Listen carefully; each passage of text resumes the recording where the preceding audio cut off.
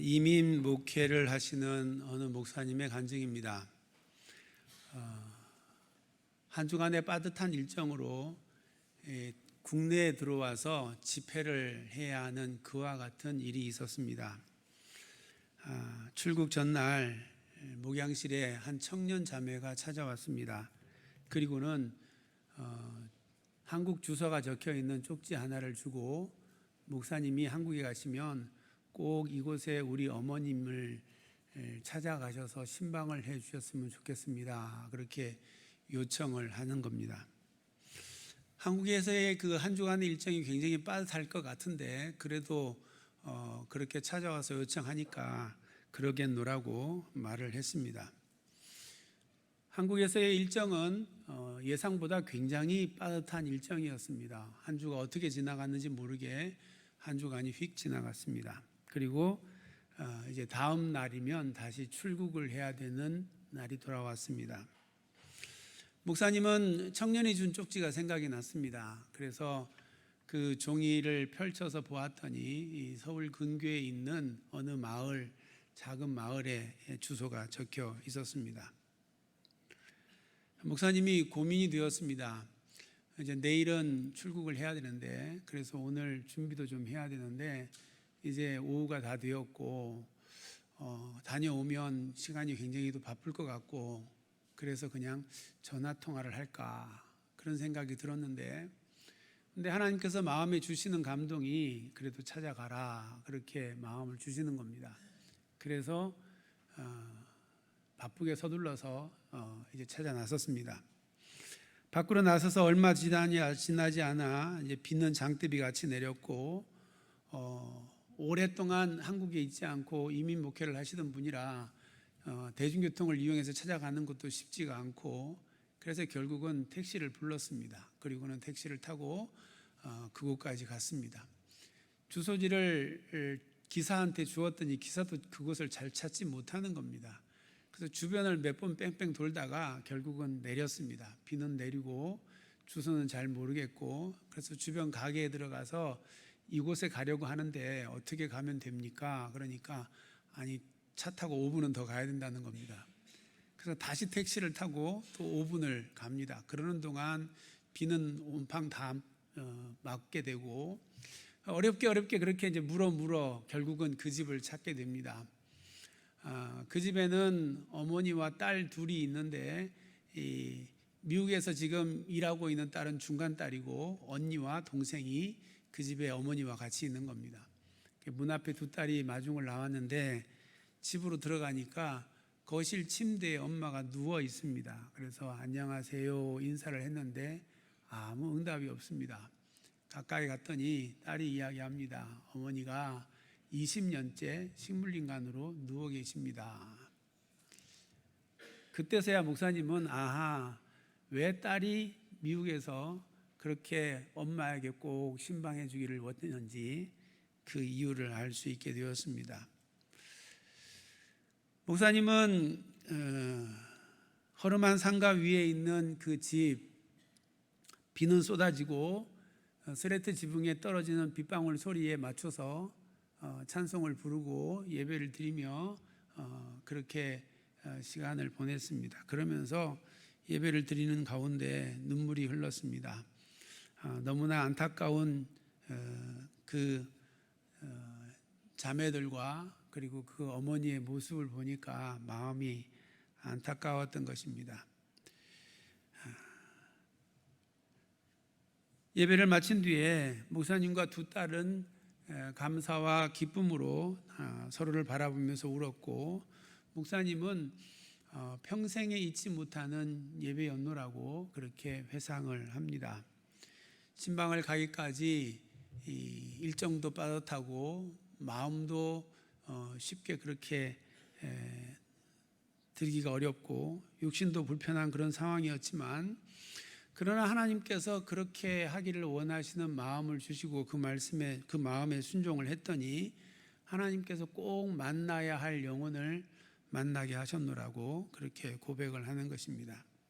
하나님께서 주의 종인 당신을 딸을 통해 먼 타국에서부터 오게 하시고 그리고 두 딸을 위로하고 소망을 나누게 하신 것입니다.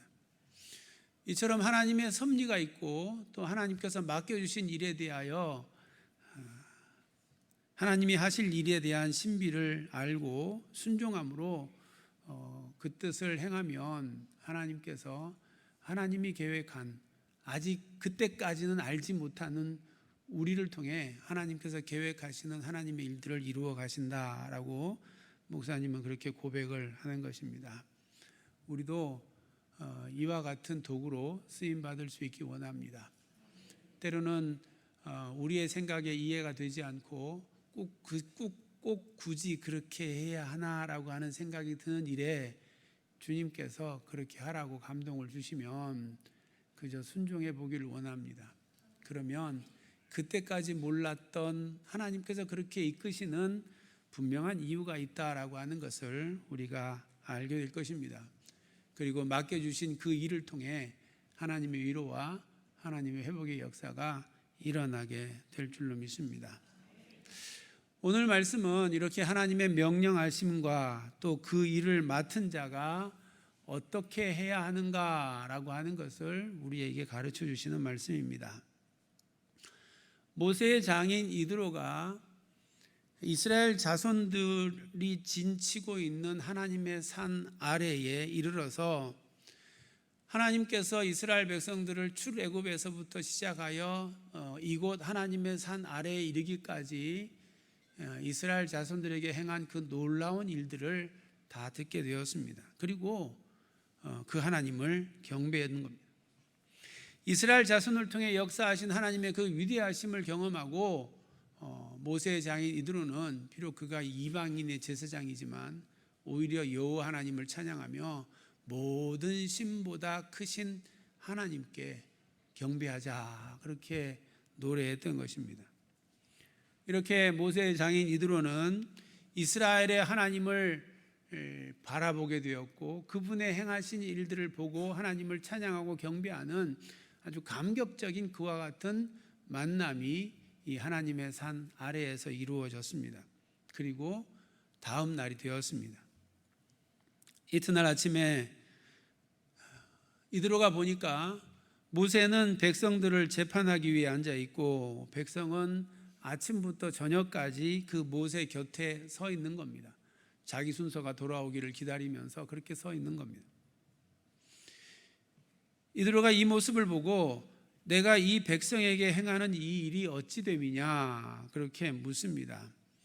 모세는 재판받기 위하여 이스라엘 백성들이 모세를 찾아오고 또 모세는 그 일을 이루기 위하여 온종일 시달리는 그러한 모습이었던 겁니다. 15절에 모세가 장인 이드로에게 말합니다. 백성이 하나님께 물으려고 내게로 옵니다.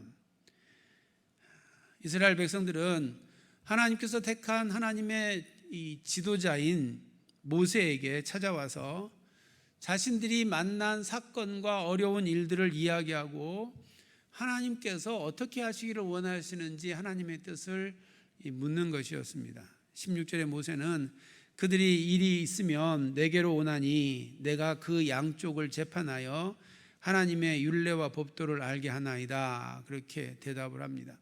백성들이 자기의 삶 속에서 일어나는 문제들과 사건들에 대하여 그것을 가지고 모세에게 나와왔고 모세는 양쪽을 재판하여 하나님의 율례와 법도를 가르쳐주는 그 일을 하는 것입니다. 그런데 장정만 무려 60만 명이나 되는 그 많은 이스라엘 백성들에게 분별하여 재판할 일들이 너무 많은 겁니다. 그래서 모세는 아침부터 저녁까지 이들의 문제를 판단해 주는 일로 하루를 보내고 있는 겁니다. 이것을 본 모세의 장인 이드로는 내가 하는 것이 옳지 못하다 그렇게 말합니다. 이런 방식으로는 모세는 하루 종일 백성들에게 시달려야 하고 백성도 그 순서가 오기를 기다려야 하는 겁니다. 모세는 물론이고 백성들까지도 이로 인하여 피곤하고 기력이 쇠하해질 것이라고 충고합니다. 그리고 이드로는 모세에게 이를 해결할 수 있는 방침을 가르쳐 줍니다. 19절과 20절에 이드로는 이렇게 말합니다. 내가 네게 방침을 가르치리니 하나님이 너와 함께 계실지로다. 너는 하나님 앞에서 그 백성을 위하여 그 사건들을 하나님께 가져오며 그들에게 율례와 법도를 가르쳐서 마땅히 갈 길과 할 일을 그들에게 보이고. 지금 19절과 20절에서 하고 있는 이드로의 말은 지금 모세가 하고 있는 것을 이야기하고 있는 겁니다. 이드로는 하나님 앞에서 모세가 어떤 사명을 받았다라고 하는 것을 먼저 언급합니다. 하나님께서 모세와 함께 하시고 있고 모세는 또 이스라엘 백성들의 지도자로 세워졌으니 그러므로 모세가 백성들이 가지고 오는 사건들을 하나님께로 가지고 나아가는 것이 마땅한 겁니다. 지금 하나님이 모세를 지도자로 세웠고 이스라엘 백성과 하나님 사이에 중개자가 되었으니까 이스라엘 백성들이 하나님께 묻기 위하여 모세에게 가지고 오면 모세는 그것을 가지고 하나님께 가는 겁니다. 그리고 하나님께서 응답을 주시는 대로 하나님의 율례와 법도를 가지고 다시 돌아와 이스라엘 백성들에게 가르치고 그러므로 그들이 마땅히 행할 길과 그리고 할 일을 가르쳐 주는 것입니다. 이것은 하나님께서 모세를 이스라엘의 지도자로 세우신 것이기 때문에 그가 마땅히 해야 할 본분인 것입니다. 이드로는 이것이 대원칙이다라고 하는 것을 먼저 전제합니다. 그런데 문제는 이스라엘의 백성의 수가 너무나 많고 일어나는 사건과 판단해야 할 재판이 너무 많다는 겁니다. 이것을 모세 혼자 감당하기에는 모세도 지치고 백성들도 기력이 쇠하해질 수밖에 없다라고 하는 것입니다. 그러므로 하나님께로부터 물어서 그 응답을 받아 그것을 백성들에게 전하는 이 원칙은 변함이 없어야 하지만 그러나 그것을 모세 혼자 다 감당할 수 없다는 겁니다. 그래서 이드로는 그와 같은 일을 도울 천부장과 백부장과 50부장과 10부장을 세울 것을 제안을 하는 겁니다. 이드로는 21절 22절에 이렇게 말합니다. 너는 온 백성 가운데서 능력 있는 사람들 곧 하나님을 두려워하며 진실하며 불의한 이익을 미워하는 자를 살펴서 백성 위에 세워 천부장과 백부장과 50부장과 10부장을 삼아 그들이 때를 따라 백성을 재판하게 하라. 사람을 세워서 하나님께서 모세에게 명한 일, 이스라엘 백성들에게 하나님의 율례와 법도를 가르쳐서 사건마다 하나님이 원하시는 뜻이 무엇인지 알게 하는 일을 이제 각각의 부장들을 세워 그들에게 위임하라는 겁니다. 마치 모세가 이스라엘 백성들의 사건들을 받아서 하나님께 묻고 하나님의 율례와 법도를 따라 재판하는 것처럼 그렇게 모세처럼 판단할 수 있는 능력 있는 사람을 세워서 그 일을 나누어 위임하라는 것입니다. 이들은 그러면 누가 그와 같은 능력을 가지고 있느냐? 그것에 대하여 분명하게 제시해 주고 있습니다. 능력 있는 사람들 곧 하나님을 두려워하며 진실하며 불의한 이익을 미워하는 자, 이렇게 세 가지 조건을 말하고 있습니다. 이드로가 말하고 있는 능력은 세상의 능력을 말하는 것이 아닙니다. 여기서 말하는 능력은 하나님을 두려워하는 자, 그리고 진실한 자, 그리고 불의한 이익을 탐하지 않는 자, 그러한 자를 말하는 겁니다. 먼저 하나님을 두려워한다는 것은 모세를 이스라엘의 지도자로 세우시고 율례와 법도를 가르치는 하나님의 뜻을 두려움으로 온전히 따르는 자를 말하는 겁니다. 하나님께서 모세를 이스라엘의 지도자로 삼으셨지만 그러나 모세가 하나님의 율례와 법도를 따르지 않으면 지도자로 삼은 모세조차도 하나님께서 버리시는 하나님이십니다. 신명기 34장 10절을 보면 성경은 모세에 대하여 이렇게 말합니다. 그 후에는 이스라엘에 모세와 같은 선지자가 일어나지 못하였나니 모세는 여호와께서 대면하여 아시던 자라. 모세 이후에 모세만한 선지자가 없었다는 겁니다. 선지자는 하나님의 뜻을 하나님과의 교통 속에서 알고 그것을 전하는 자입니다. 그런데 모세 이후에 모세만한 선지자가 없다는 겁니다. 왜? 모세는 하나님과 대면하여 하나님의 뜻을 받은 자이기 때문에 그렇다는 겁니다. 그러한 모세임에도 불구하고 모세는 하나님께서 이스라엘 백성들에게 약속으로 주신 가나안 땅에 들어가지 못했습니다. 민수기 20장 12절을 보면 아론과 모세에게 말하기를 너희가 나를 믿지 아니하고 이스라엘 자손의 목전에서 내 거룩함을 나타내지 아니한 고로 너희는 이 회중을 내가 그들에게 준 땅으로 인도하여 드리지 못하리라. 하나님께서 이스라엘 백성들에게 가나안 땅을 주었는데 그런데 모세와 아론은 그 가나안 땅에 들어가지 못했습니다. 그 못했던 이유가 하나님의 목전에서 하나님의 거룩함을 나타내지 않았다는 겁니다. 이게 무슨 사건이냐? 무리바 물에서 하나님을 시험하고 원망하는 백성들에게 하나님의 거룩함을 나타내야 되는데 그들의 그 시험함과 그들의 그 원망함에 모세가 답답하여서 분을 내어 하나님의 거룩함을 나타내지 못했던 겁니다. 민수기 20장 24절에 보면 이 일에 대하여 성경은 이는 너희가 무리바 물에서 내 말을 거역한 까닭이니라 그렇게 말씀하고 있습니다. 모세가 뭐 엄청난 죄를 범한 것도 아닙니다. 이스라엘 백성들의 믿음 없음에 대하여 답답하여 소리질러 분을 내어 과하게 행동한 것밖에 없습니다. 그랬는데 하나님께서 너가 나의 거룩함을 나타내지 못했다고 말씀하시며 그것이 나를 향한 거역이라고 말씀하시고 그러므로 너는 가나안 땅에 못 들어간다 그렇게 말씀을 하신 겁니다.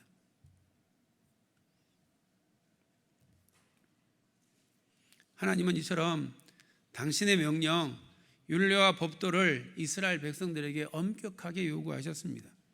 하나님께서 친히 지명하여 불러 세우신 모세라 할지라도 하나님의 명령을 두려워해야 하는데 그렇지 못하면 하나님께서 그를 가나안 땅에 들여보내지 않는다는 겁니다. 모세에게까지 이렇게 하시는 하나님께서 그를 대신하여 위임받은 자에게는 오죽하겠습니까? 그러므로 모세에게 위임받아 이스라엘을 돌볼 능력이 있는 사람은 여호와 하나님을 두려워하는 사람이어야 한다는 겁니다. 여호와 하나님을 경외함으로 오직 그 말씀에 순종하는 것 외에 다른 방법이 없다는 것을 아는 사람이어야 한다라고 하는 것입니다. 두 번째, 위임받아 이스라엘을 돌볼 능력이 있는 사람은 진실한 사람이다 그렇게 말씀하고 있습니다. 이는 하나님은 물론이고 하나님께서 지도자로 불러 위임한 모세 앞에서도 거짓이 없는 사람이어야 한다라고 하는 말입니다. 사람의 중심을 꿰뚫어 보시는 하나님 앞에서 어찌 사람이 거짓된 마음을 품을 수 있겠습니까? 그런다고 해서 하나님이 어찌 그것을 속으시겠습니까? 그런데 사람인 모세 앞에 거짓을 품으면 모세가 모를 수 있습니다. 위임하여 세운 천부장, 백부장, 50부장, 10부장이 모세의 눈을 가리고 거짓을 품었다고 모세가 다 알 길이 없습니다. 그러나 그렇게 거짓을 품어 진실하지 못한 사람은 결국 하나님께서 위임하여 주신 그 일을 감당하지 못하는 겁니다. 그럴 능력이 그에게 주어지지 않는 겁니다. 왜냐하면 거짓을 품는 순간 그는 위임받은 자로서의 능력 있는 사람이 되지 못하기 때문에 그렇습니다. 하나님께서 모세에게 허락하신 것은 이스라엘의 지도자의 신분으로 여호와의 율례와 법도를 가르쳐서 이스라엘 백성들을 마땅히 그들이 가야 할 길과 할 일을 가르치게 하는 데 있었습니다. 그러므로 모세에게 위임하여 주는 위임을 받은 각각의 부장들도 역시 하나님의 율례와 법도를 가르쳐서 그들로 하여금 마땅히 갈 길과 할 일을 가르치는 일을 해야 하는 것입니다. 그런데 모세에게 하나님에게 거슬러 거짓된 마음을 품고 진실하지 못하면 그가 어떻게 여호와의 율례와 법도를 가르칠 것이고 어떻게 마땅히 갈 길과 할 일을 이스라엘 백성들에게 가르칠 수 있겠습니까? 그러니 그러한 자에게 이스라엘 백성들을 이끌 하나님의 능력이 부어지지 않는 것은 너무나 뻔한 당연한 일인 것입니다. 모세가 하나님의 절대 권위 아래에 있을 때에 지도자로서의 능력을 입고 보호받는 것처럼 위임받은 자는 위임한 권위 아래 진실하게 설 때에 위임받은 일을 감당할 능력이 생기게 되는 겁니다. 위임받은 자의 능력을 진실함의 그 기준을 두는 것도 바로 이와 같이 권위와 그 위임의 원리 때문에 그렇습니다. 위임된 권위는 위임한 권위에 순복할 때 비로소 능력이 임하게 되는 겁니다.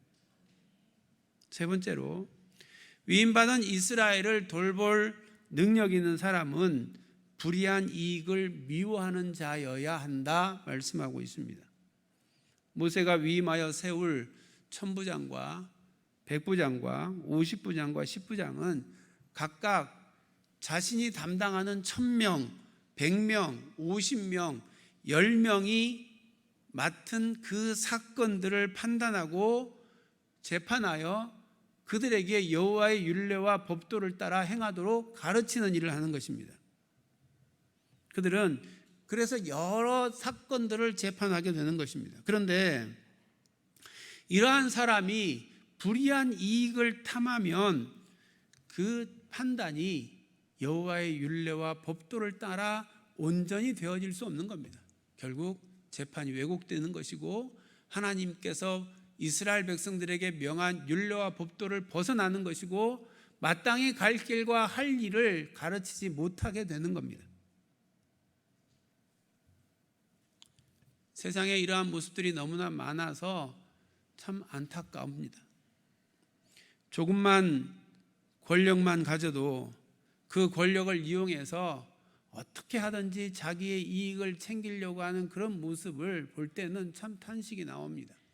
하나님께서 그에게 그만한 권위와 권력을 맡기심은 그것을 통해 하나님의 율례와 법도가 이 땅 가운데 실현되게 하기 위해서 주신 권위와 권력인 겁니다.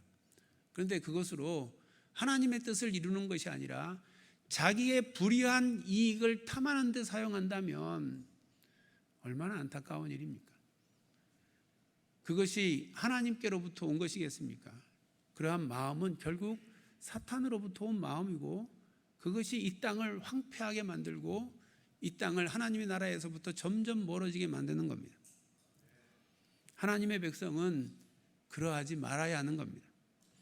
나에게 어떤 권위와 권력이 주어지면 그것을 통해 여호와의 율례와 법도를 따라서 마땅히 하나님의 뜻을 따라 이 땅에서 가야 할 길과 할 일을 우리가 행하고 그것을 드러내는 삶을 살아야 하는 것입니다.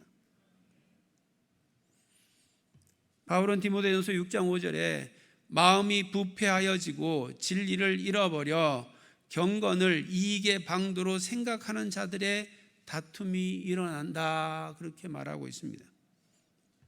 마지막 때가 되면 경건조차도 자기의 이익의 방도로 사용하는 그런 마음이 부패하고 진리에서 떠나 있는 자들이 있다는 겁니다.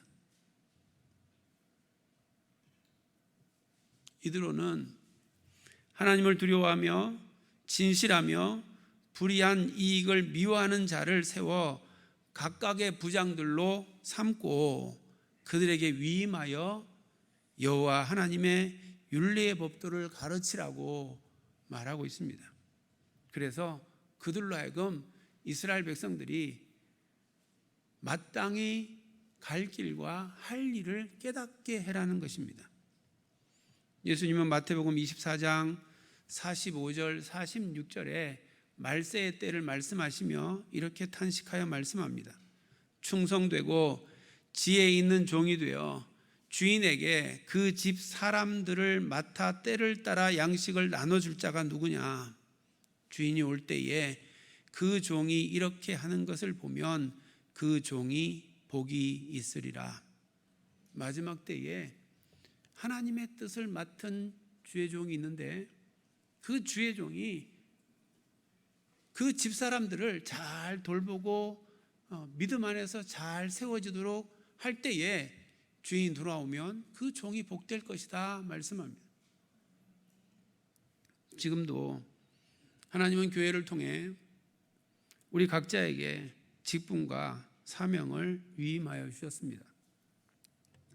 우리에게 위임하여 맡겨주신 하나님의 뜻을 우리가 명확하게 알고 우리에게 허락하신 직분과 사명을 우리가 감당할 수 있기 원합니다.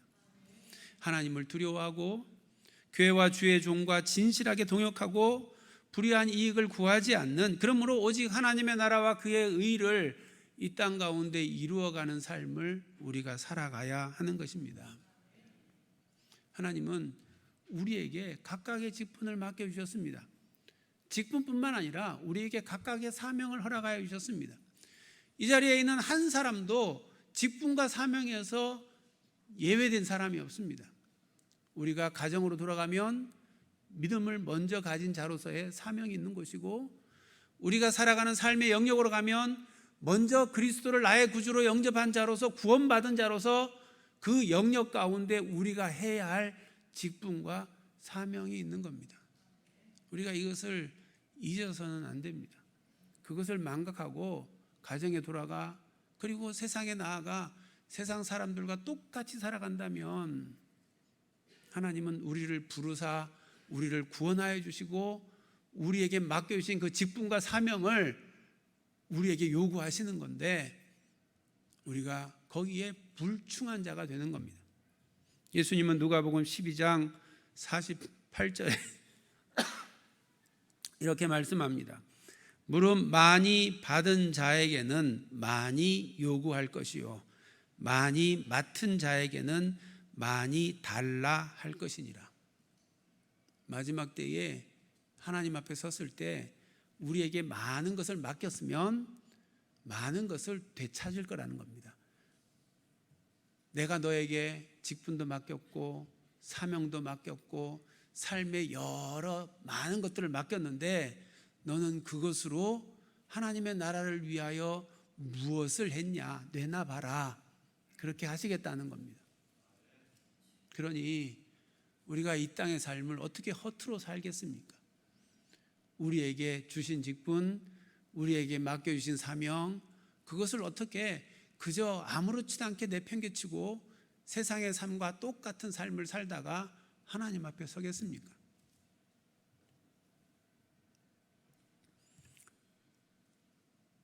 우리가 교회를 통하여 맡은 직분들, 또 사명들, 그 모든 것들이 이 땅의 삶을 살아가는 동안 우리를 통해 여호와의 율례와 법도가 선포되어지고 우리를 통해 마땅히 갈 길과 할 일이 드러나는 그와 같은 삶을 우리가 살아갈 수 있기 원합니다. 하나님을 두려워하며 진실하며 불의한 이익을 미워하는 자가 되어 하나님의 편에서 볼 때에 주의 일을 맡길 만한 능력 있는 사람으로 우리가 이 땅의 삶을 살아가길 원합니다. 그러면 하나님께서 우리에게 더 많은 것을 맡기시고 더 많은 일을 감당할 수 있도록 우리에게 더 능력 있는 사람이 되게 하시는 것입니다. 우리가 어떤 직분을 맡았느냐, 어떤 사명을 받았느냐, 그것보다 더 중요한 것이 있습니다. 내가 지금 그 맡은 직분대로, 맡은 사명대로 살아가고 있느냐라고 하는 겁니다. 그렇지 못하면 그 직분과 그 사명이 마지막 날 하나님 앞에 갔을 때에 나에게 엄청난 짐이 될 겁니다.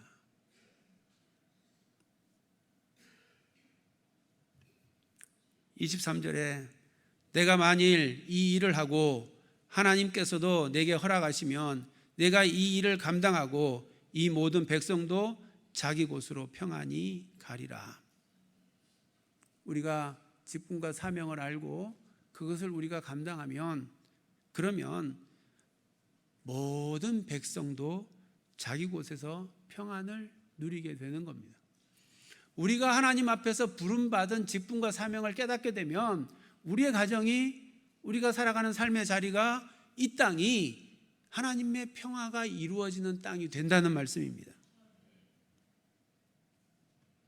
우리 교회가 이와 같은 평강을 선포하고 이와 같은 평안으로 가득한 교회가 되기를 원합니다.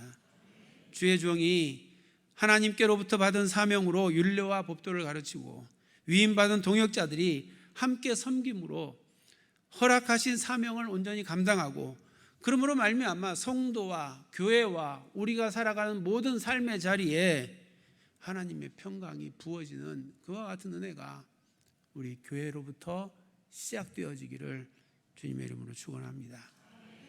이제 주신 말씀을 생각하며 우리 함께 찬양하기 원합니다. 이 찬양은 우리를 하나로 부르셨다, 그렇게 고백합니다. 주님께서 우리에게 맡겨주신 여호와의 율례와 법도를 선포하고 마땅히 갈 길과 할 일을 가르치는 그 일에 있어서 주님 안에서 우리를 하나로 부르셨다는 겁니다. 그래서 이 찬양은 우리 하나 되어 주를 예배할 때 아버지의 나라가 여기에 임한다, 그렇게 노래합니다. 우리가 어떻게 맡은 직분과 사명을 감당하느냐에 따라서 우리가 있는 곳, 교회와 가정과 이 땅에 하나님의 나라가 임하는 겁니다. 그 평안이 임하는 겁니다. 주의 부르신 사명을 온전히 하나 되어 감당함으로 우리가 살아가는 모든 자리에 하나님의 나라가 임하는 그와 같은 감격을 우리가 누리며 살아갈 수 있기 원합니다. 이 소망을 가지고 우리 함께 찬양하겠습니다.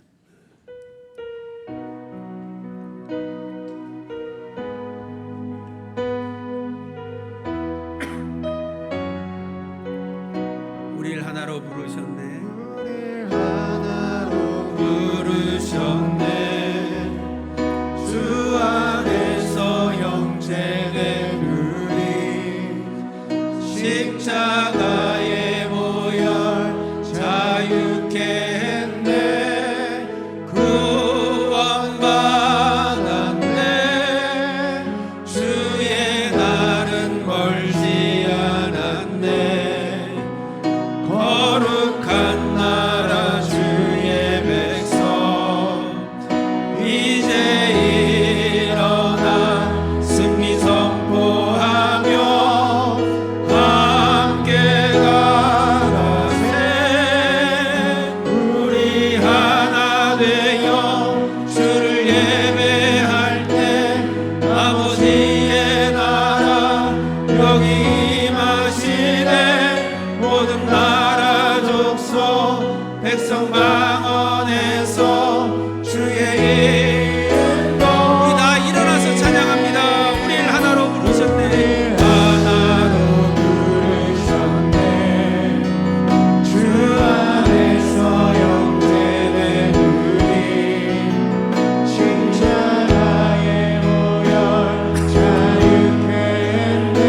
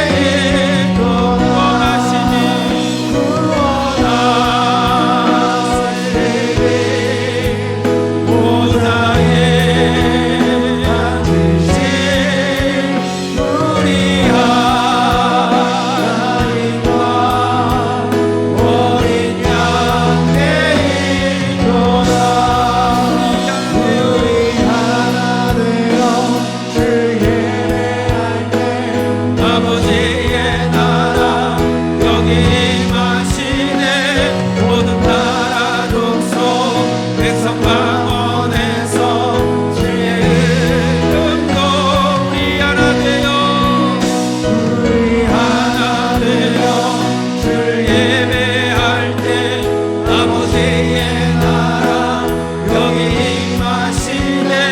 우리 하나 되고 그래서 방언에서 주의 이름 한 번 더 고백합니다. 우리 하나 돼요.